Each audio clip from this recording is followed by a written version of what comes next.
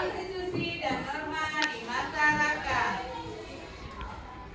Tujuan pembelajarannya, peserta didik dapat mengklasifikasikan norma dan aturan yang berlaku di lingkungan sekitar. Peserta didik dapat memberikan contoh pelaksanaan norma di lingkungan sekitar. Lanjut, konstitusi. Apa itu konstitusi dan norma? Ya, konstitusi dan norma di masyarakat adalah dua hal yang saling terkait. Konstitusi adalah hukum dasar yang mengatur negara, sementara norma merupakan aturan yang mengatur perilaku masyarakat.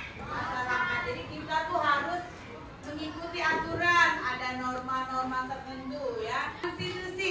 Konstitusi ini berfungsi sebagai landasan atau kerangka hukum yang mengatur pembentukan, pembagian wewenang dan tata cara pemerintahan suatu negara. Dalam konstitusi terdapat prinsip-prinsip dasar yang menjadi pijakan dalam penyelenggaraan negara, seperti pembagian kekuasaan, perlindungan hak asasi manusia, dan mekanisme pengambilan keputusan.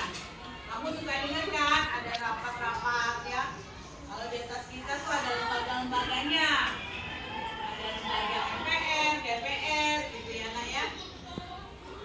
Di dalam kehidupan berbangsa dan bernegara, konstitusi memberi pengaruh terhadap penentuan struktur pemerintahan, hak dan kewajiban warga negara, serta aturan-aturan yang mengatur kehidupan masyarakat. Dalam kehidupan berbangsa dan bernegara, konstitusi juga mempengaruhi ya, terhadap penentuan struktur pemerintah, hak dan kewajiban warga negara, serta aturan-aturan yang mengatur kehidupan masyarakat. Dalam konstitusi juga mempunyai prinsip-prinsip dan dasar yang menjadi pijakan dalam penyelenggaraan negara, seperti pembagian kekuasaan, perlindungan hak asasi manusia, dan mekanisme pengambilan keputusan. Norma adalah aturan atau ketentuan yang mengikat warga kelompok dalam masyarakat, dipakai sebagai panduan, tatanan, pengendali, tingkah laku yang sesuai dan bisa diterima. Di Indonesia ada 4 jenis norma yang berlaku dalam masyarakat, yaitu norma kesopanan, norma apa lagi? Kesusilaan, norma apa lagi? Agama, terus norma hukum. Nah ini norma kesopanan adalah aturan yang mengatur perilaku manusia dalam kehidupan sehari-hari. Fungsinya adalah berkaitan dengan tata krama, sopan santun, etika dalam berinteraksi dengan orang lain.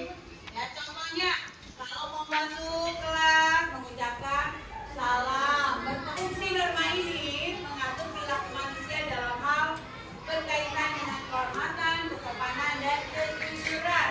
Contohnya tidak boleh bohong, tidak melakukan tindakan merugikan orang lain, dan menjaga kehormatan diri sendiri. Itu kesusilaan. Sedangkan norma agama adalah aturan yang berasal dari ajaran agama yang dianut oleh siapa? Masyarakat. Fungsi dari norma ini dalam kehidupan sehari mengaturkan perilaku dalam hal-hal yang berkaitan dengan keyakinan dan kepercayaan.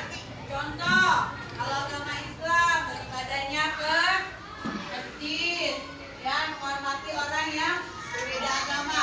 Ini masjid mau maghriban, yang sebelahnya misalnya gereja dan pusat, boleh tidak? Yang kita harus saling menghormati. Kemudian norma kesusilaan, ya, moral dan etika. Fungsinya apa? Mengatur perilaku saling jujur. Nah ini ada cerita, ini tentang kisah seru dan pengalaman. Pada suatu hari di musim panas, di sebuah ladang di hutan yang rimbun, seekor belalang sedang melompat-lompat riang, berkicau dan bernyanyi sepuasnya.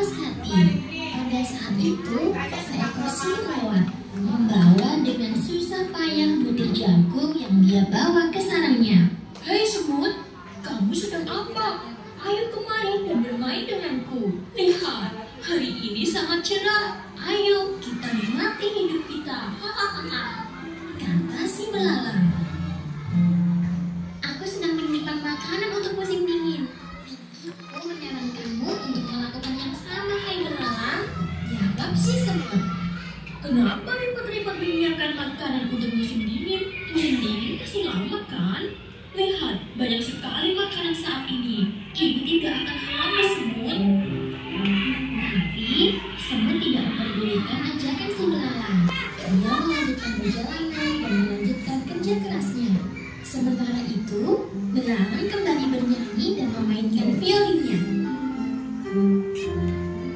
Ketika musim dingin tiba, belalang mendapati dirinya lemah karena kelaparan. Sementara itu, semut-semut terlihat berbahagia dan bersenang-senang. Mereka membagikan setiap hari jagung dan biji-bijian dari lumbung makanan yang mereka kumpulkan di musim panas. Selesai. Apa yang didapat dari Hai adik-adik kita, kisah semut dan belalang ini mengajarkan agar kita selalu bekerja keras untuk mendapatkan kesuksesan di masa yang akan datang loh. Menabung untuk sesuatu yang kita inginkan di masa yang akan datang adalah sesuatu hal yang baik. Nah, pesan kita lainnya, kamu jangan terlena dengan keadaanmu saat ini. Bisa jadi saat ini kamu bahagia dan punya segalanya, tapi kamu tidak tahu kan apa yang terjadi di masa depan. Masa depan yang sukses dan bahagia akan kamu raih kalau kamu bekerja keras. Terima kasih. Salam kita. Oke, kita nyanyi.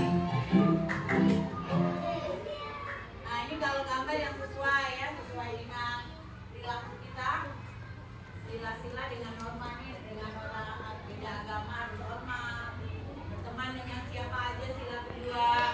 Ketiga juga dengan berbangsa dan bernegara ya.